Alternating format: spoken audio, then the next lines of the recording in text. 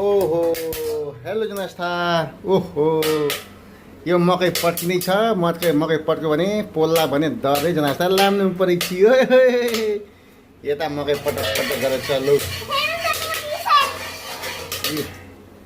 यति धेरै कपडा लगाएर लाम्नु परेको छ जनस्था यहाँ पड्किरहेको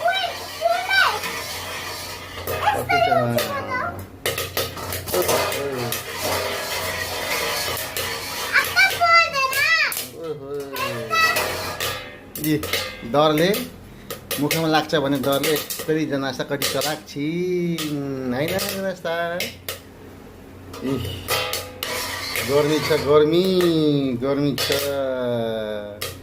पटक